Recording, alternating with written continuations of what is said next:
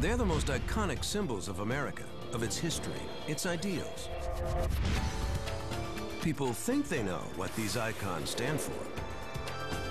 But each one has deeper hidden meanings, untold stories of secret societies, coded messages, and political intrigue. Who's really behind these symbols of America? What's fact and what's fiction? Sometimes the real story holds the strangest secrets of all.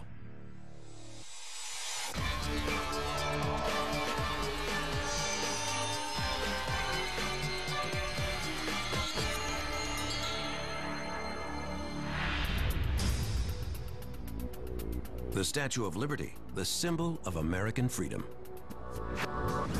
How did this American icon almost end up in Egypt? And what's a pagan goddess doing in New York City anyway?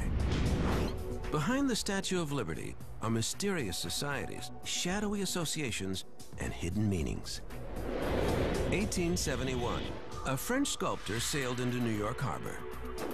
Frederick Auguste Bartholdi came to America to see if the Americans would accept a statue, a gigantic statue, as a gift from the French people to the American people.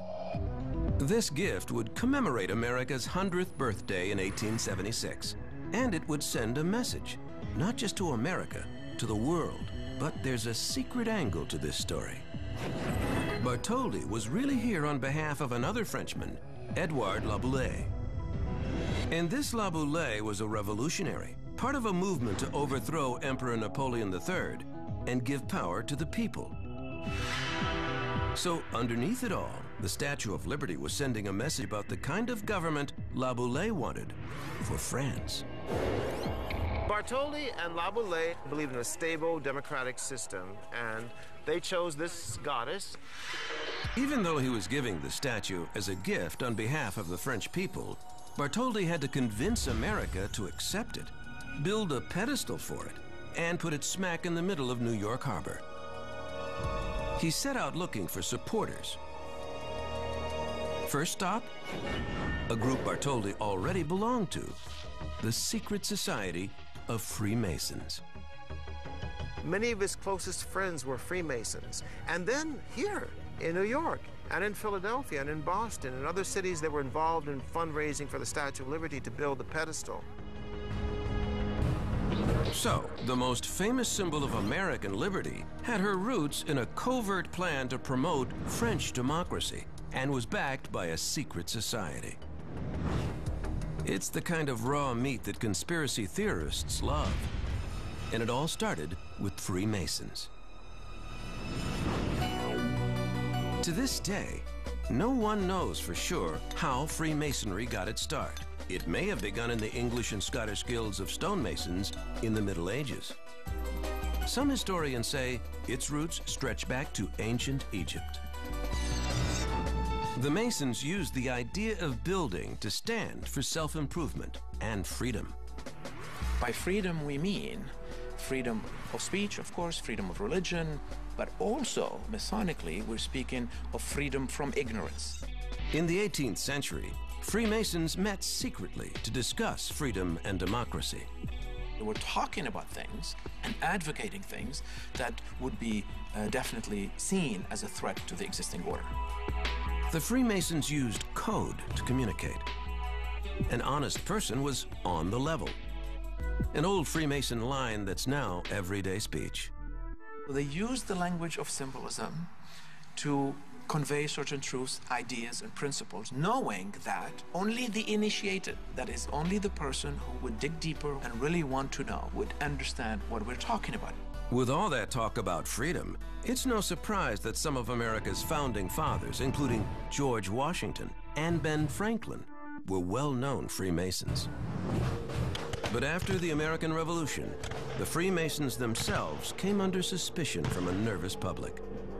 Some people started questioning, saying, my God, you know, look at these guys, they're all over the place. What is happening here? They meet in lodges, in secret. What do they talk about? So what did all this have to do with Lady Liberty? By the time the statue was proposed, Freemasons were in disarray. There was no room for secret societies in democracy. Today, conspiracy theorists insist the Freemasons' involvement gave the entire enterprise a sinister meaning. But what about the design of the statue herself? Is there a Masonic connection there? Well, 300 feet over New York Harbor, she holds a torch, a favorite symbol of enlightenment for the Freemasons. We're basically making a statement that we stand guard to make sure that the light of knowledge will never be extinguished in the future. That's the symbolism behind it. But this design, a lady with a torch, was a personal favorite of Bartholdi's. He liked it so much that he'd been trying to get a statue like this built for years. He first tried to convince Egypt the lady should stand in the Suez Canal. The Egyptians turned him down. So when he got the chance to build a colossal statue for America, he went back to his old idea. This time, the Colossus would be called Liberty Enlightening the World. And under her robes would be, yes, another link to Freemasons. Underneath her skin, so to speak, is this wonderful skeleton framework that holds her in place. And it's a fantastic design made by Gustav Eiffel. Eiffel, of Eiffel Tower fame, was, you guessed it, a prominent Freemason. Adding more fuel to the theory that the statue was some sort of Masonic plot, on August 5th, 1884, a ceremony was carried out on the island where the statue was going to stand. A group of Freemasons carried out a bizarre ritual involving corn, oil, and wine, which symbolized prosperity, peace, and happiness. The New York State Freemasons all came out to the island, to Bedloe's Island here, and they carried on their ceremony. And it was considered a very sacred, kind of a blessing to the Statue of Liberty. Even beyond the conspiracy theories, there were plenty of Americans who wanted nothing to do with the French gift on religious grounds. There were Christian groups that protested against this, and particularly the Roman Catholic Church was very upset. They pointed out that the Roman goddess Libertas was an actual deity in ancient times. They were concerned that America was going to worship a Roman goddess in America, in the harbor, and they were forgetting that this is purely symbolic. It's not a real goddess. The protests got nowhere, and the statue was formally dedicated with great hoopla in 1886. She quickly became the most famous statue in America, if not the world. But she still has a few misunderstood parts.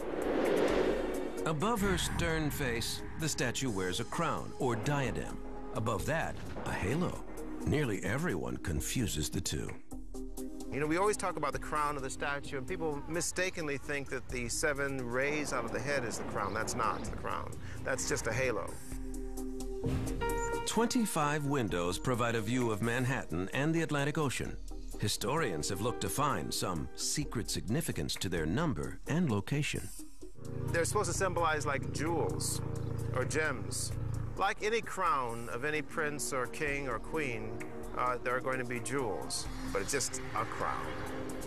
Sometimes a crown is just a crown, and a halo really is just a halo. In her right hand, of course, she holds aloft a magnificent torch. That torch is a symbol for illumination. It's a symbol for wisdom. It's a symbol for knowledge. And that is what America is carrying in its right hand.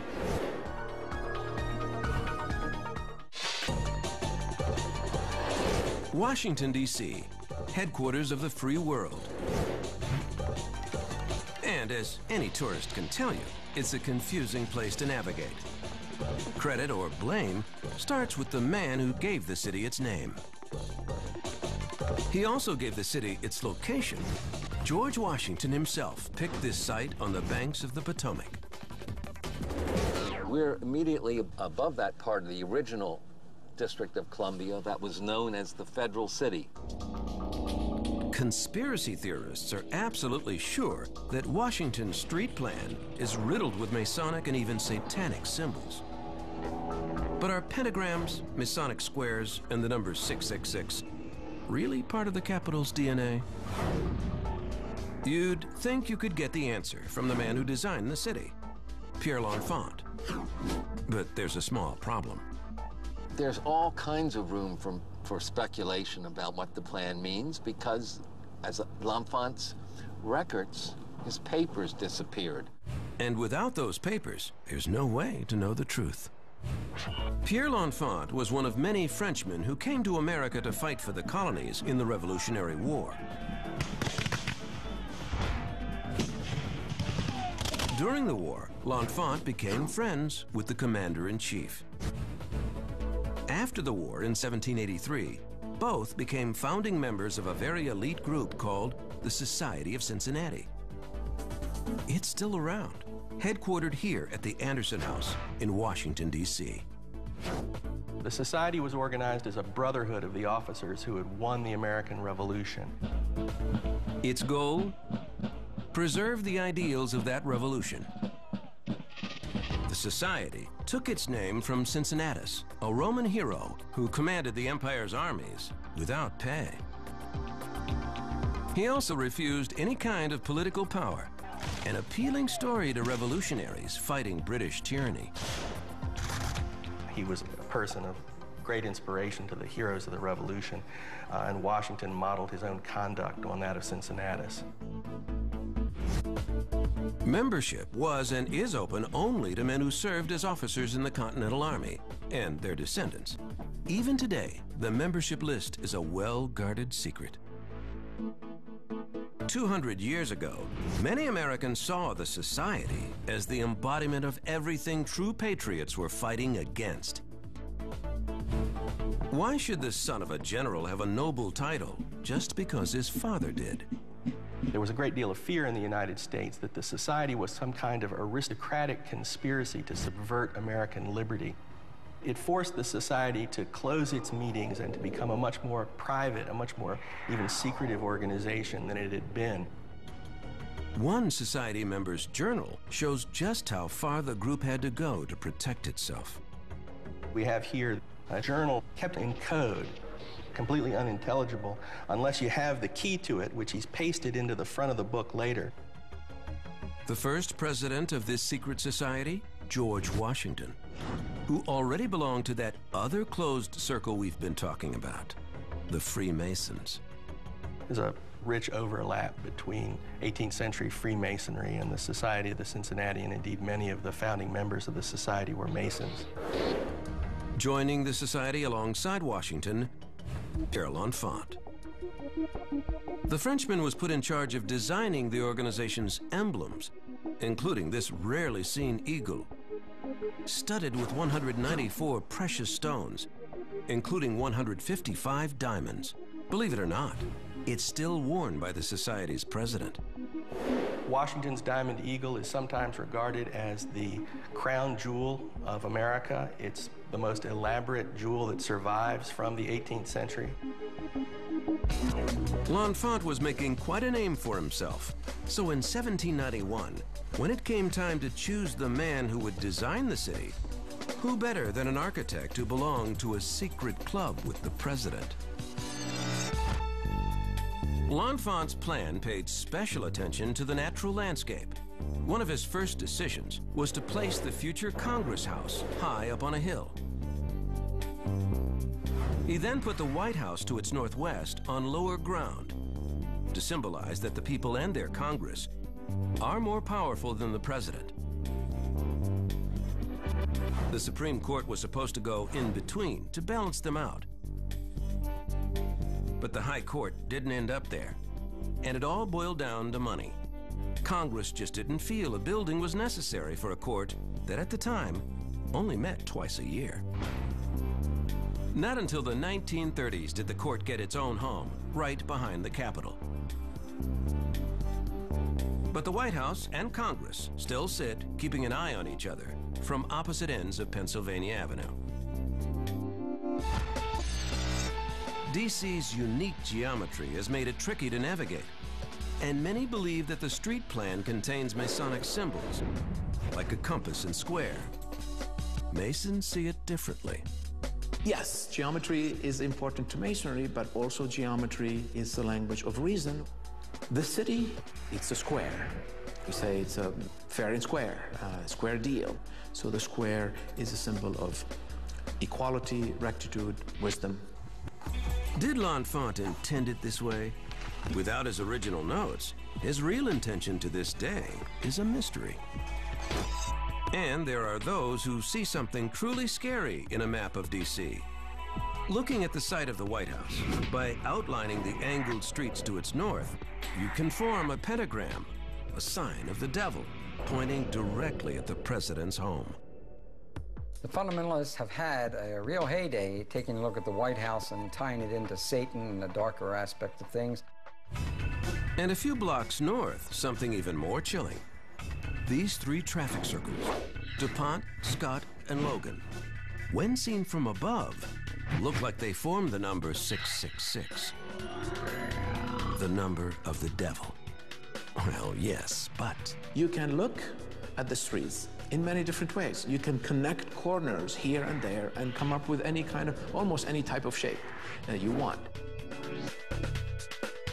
It is really baloney. once again, if we only had Pierre's original notes, we'd all know for sure. And they might well still be around if he hadn't had such an erratic personality. In the fall of 1791, just a few months after L'Enfant finished his plan, he refused to make it available to the city commissioners. He thought the city was his masterpiece. The commissioners just wouldn't appreciate it. No, we'll stay. He then made matters worse by tearing down the home of a powerful Washingtonian, just because it happened to stand in the way of his plan for New Jersey Avenue.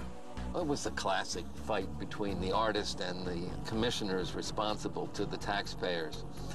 L'Enfant quit, he wasn't fired, and he actually ended up accusing the commissioners of stealing his papers. But in any case, they disappeared, and they haven't been seen for over 200 years. L'Enfant ended up unemployed and broke. And when he died in 1825, he was buried in an unmarked grave on a local plantation in the slave section. A final insult. Years after his death, L'Enfant's genius was finally recognized. In 1908, President Theodore Roosevelt ordered L'Enfant's bones moved to Arlington Cemetery. But whether they were the right bones, that's the final mystery of Pierre L'Enfant. The man that supervised their being dug up was a doctor, yet he never took measurements of the bones. He just stated that we were absolutely certain that we had the bones of L'Enfant. From the nature of his statement, it's always been a question to me as to who is buried in L'Enfant's grave. It's held more secrets than any other house in America. If these walls could talk, they'd have plenty to tell. Its history takes in fire, destruction, disappearances, and ghosts. And like so many American icons, the White House is tied up in conspiracy theories involving the Masons. It's a sign of how deeply Americans believe in democracy. Anything that seems anti-democratic must be something sinister. But there was always a problem with an institution like the Masons. It was a secret society, namely, you could only know of its rituals and its activities if you were a member, and the members were pledged not to tell anyone. Secret societies didn't bother the father of our country. In 1792, Freemason George Washington chose another fellow Freemason to design a house fit for the president, Irish architect James Hoban. His plan was based on a building in Dublin that now houses the Irish Parliament. The house that George Washington wanted built is this beautiful, symmetrical house that you see before you. A beautiful house built by Masons, who went so far as to set up their secret camp nearby while it was being built. While they were building the White House, they were actually right here in front of the White House, this whole area called Lafayette Park. They had a makeshift lodge, and in the evening, they would hold their Masonic meetings. In 1793, the Freemason workers building the new Capitol set up the District of Columbia's Federal Lodge No. 1. Heading up the closed society meetings, White House architect James Hoban. The cornerstone of the White House was laid on October 13, 1792, with a Masonic ceremony very much like this one celebrating its bicentennial. It featured not just Masonic tools, but corn and oil and wine. Corn is a symbol of abundance and prosperity. Oil is a symbol of peace. And wine stands for happiness. And the idea behind the ceremony is to remind the president, whoever is going to live in that place, that his job is not to rule over people, but to serve the people and work for the propagation of the prosperity, the peace, and happiness of the people. Noble sentiments, but today that White House cornerstone is part of an enduring national mystery because it disappeared. The cornerstone of the White House has gone missing. We don't really know exactly where it is. One theory, it was somehow lost when the British set fire to the city in 1814, damaging the White House. Another, that it vanished during one of the building's many renovations. To this day, no one knows what happened to it. But the White House has also given up some of its secrets over the years. In the 1950s, workers made an amazing discovery deep within the White House. It happened when Harry Truman ordered a major renovation after the aging building nearly collapsed around him. They literally gutted the White House. In the process, they found a lot of the original stones that Freemasons had put their mark, their Masonic mark. Those original stone masons who built the White House came from Scotland. Many of them were also Freemasons, who had a tradition of marking their work. Nobody is really sure what the Masonic signatures mean. They probably indicate payment for a certain Mason, how the stone should be laid, or the location of the job. President Truman, yet another presidential Freemason, gave these unique stones to the Masonic lodges across the country as a remembrance of those workers. The original construction of the White House took about 8 years. Total cost, about $200,000. A lot of money at the time. Part of that cost was due to its stone construction. George Washington is insisting on the house being of stone for permanence. That's an important symbolic message right there. That decision also paved the way for the mansion's nickname, which had nothing to do with the paint job the building got after the British burned it in 1814. The real reason the White House is white is because when the Scottish stonemasons finished the construction of the walls, they sealed them with a whitewash that they had created out of rice and other kinds of materials. Teddy Roosevelt's the one who made the name official in 1901. As far as truly secret goings-on inside the White House, there may be a few links to these long-ago mysteries. The ghosts who are said to haunt its halls. There's lots of interesting ghost stories that have been written about the White House, and my theory is it's always got to be a famous president. You don't have ghost stories about Grover Cleveland. Well, the most popular ghost is Abraham Lincoln. For almost a century, presidents, first ladies, and guests have claimed they saw Lincoln or felt his presence. One of the first eyewitness reports from President Calvin Coolidge's wife, Grace. She said she'd seen a shocking image in the Oval Office. Lincoln standing at the window. Some of the ghost stories simply don't make sense. Like the one that has President James Madison's glamorous wife, Dolly, wandering in ghostly form around the White House Rose Garden. One problem. That side of the house actually, during Madison's time, was a courtyard for a stable. And if the White House ghosts are in any long-lost conspiracies, they're not talking. Even though the White House was built to last, as the nation expanded to the west, some people thought the president's home should also go west. Here's a 1911 design for a summer White House in Colorado. It was to be the Western White House in the Rockies. This sort of modeled on the great castle of Ludwig of Bavaria, but peculiarly it seems inappropriate in scale and style for an American president. The plan for a White House out west was soon abandoned. Other plans like this Imperial Palace also went nowhere. But some proposals made the cut. President Theodore Roosevelt added a widely misunderstood White House symbol, the West Wing. If you watch the West Wing television show, then you might be under the impression that the West Wing is actually in the White House proper. It is not. It is actually added on the west side, and it's like an annex connected to the house via a terrace or colonnade. The president's office was moved to the West Wing to accommodate Roosevelt's large and loud family.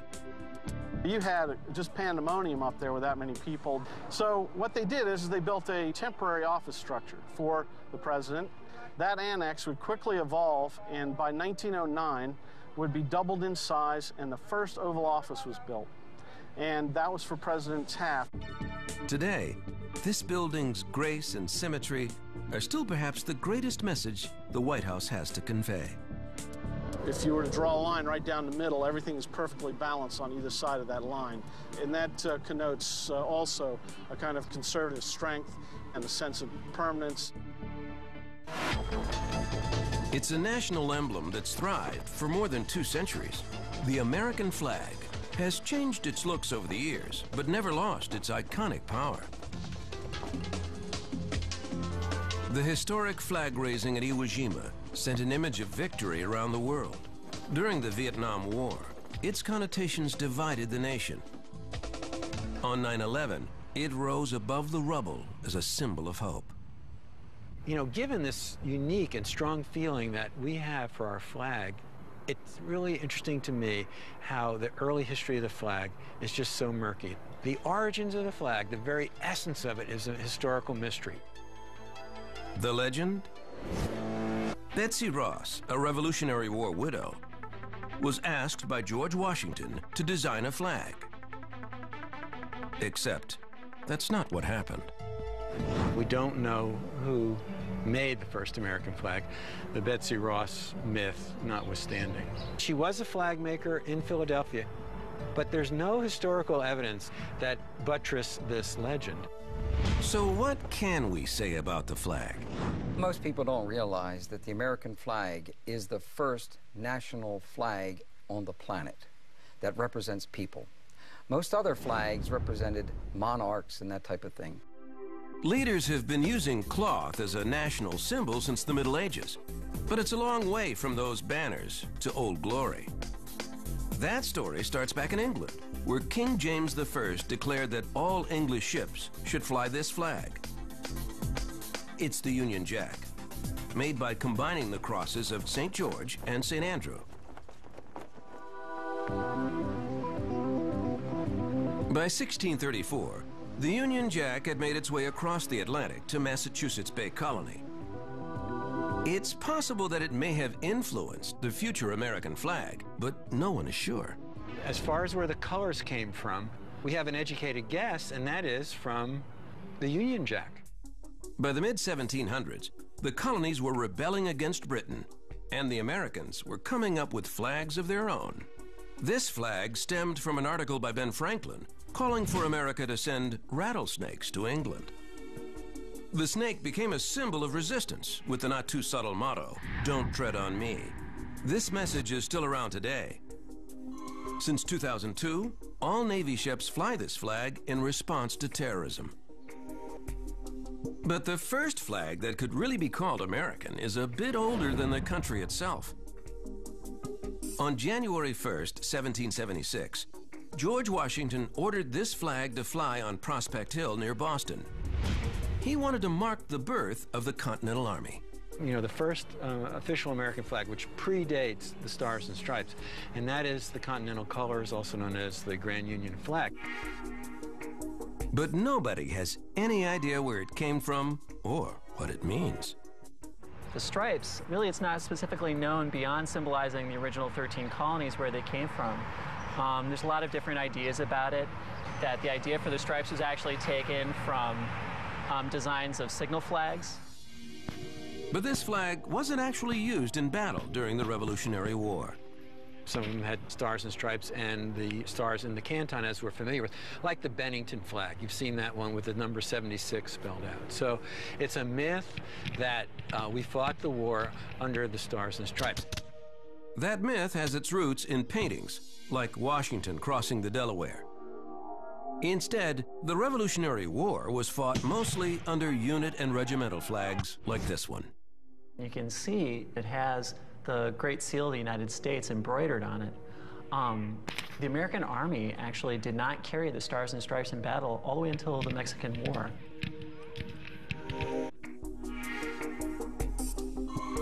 One year later, in 1777, the Congress passed an official flag resolution that included Stars and Stripes.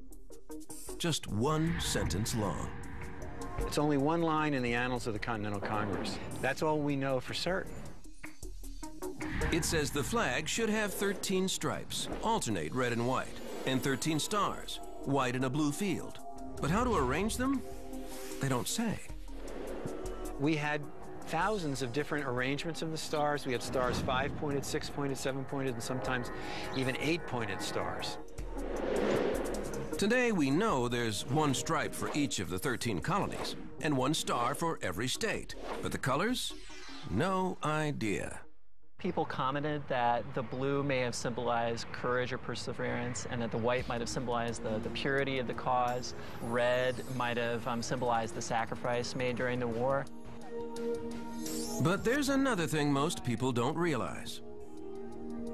The flag that's everywhere on the 4th of July, Memorial Day, Veterans Day, wasn't always such a popular symbol. It wasn't the flag of the people until the middle of the 1800s. Back then, the flag was primarily used by the government, primarily by the military, and primarily by the Navy for signaling and communications purposes. Now, this all changed, and it's a very rare thing in history when something changes almost overnight. That night was April 12, 1861. Confederate forces bombed Fort Sumter, tearing the country apart.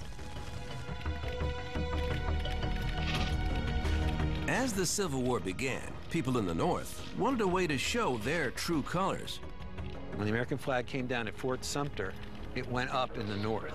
And sure enough, if you read people's letters, journals, diary entries, if you read the newspaper accounts, where there were no flags, it was very rare for an individual to fly a flag. Almost as soon as the word got up to Boston and Philadelphia and other places in the North, the flag came out everywhere. The funny thing about the flag, it's the icon Americans care the most about, but know the least about. I couldn't find any other country who had, well, a national anthem to their flags, patriotic societies, veterans groups, Flag Day holiday, what's been called the cult of the flag, almost religious feelings. It's such an emotional thing. How ironic that the early history of the flag is just filled with mysteries that we just don't know the answers to. They say money makes the world go round. If that's the case, then this is the axis the world is spinning on. The U.S. Bureau of Engraving and Printing in Washington, D.C. Designers and engravers here use secret symbols all the time, honoring the nation's history and keeping an eye on something just as important, the safety and security of the almighty buck. It's amazing to me that somebody in China will recognize an American bill as an American bill, and that's because of its iconic nature. It had icons on it that are instantly recognizable as American. Engravers like Dixie March get things started by carving out the designs by hand, backwards. 100 years ago, elaborate engravings were enough to foil counterfeiters. Not anymore. Now new technology is called for, most of it top secret. Here's what we can tell you.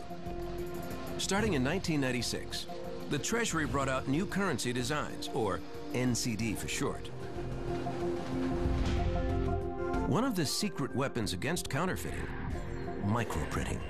Microprinting is just what it sounds like. Very, very, very tiny print. You can see it with a microscope or some sort of magnifying glass.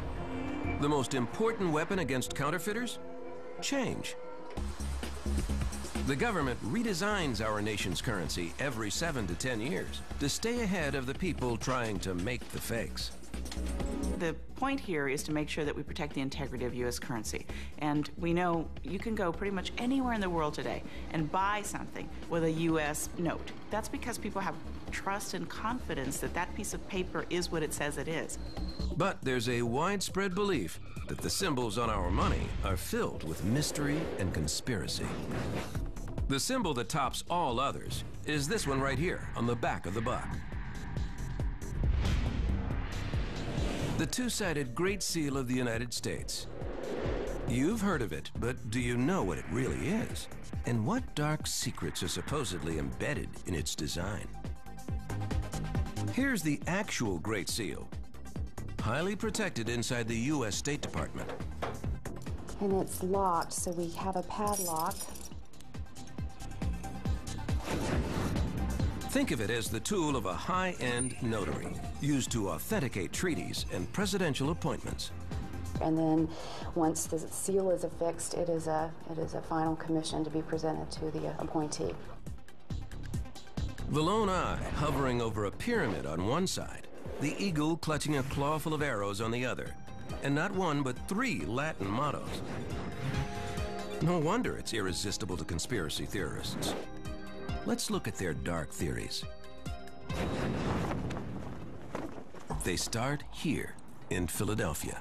On July 4th, 1776, the Continental Congress appointed a committee to design a seal, a literal seal of approval for all official documents. If you can imagine that hot day in July when they were trying to pull together the Declaration of Independence that day, although they had done this remarkably important thing, they had to have the seal.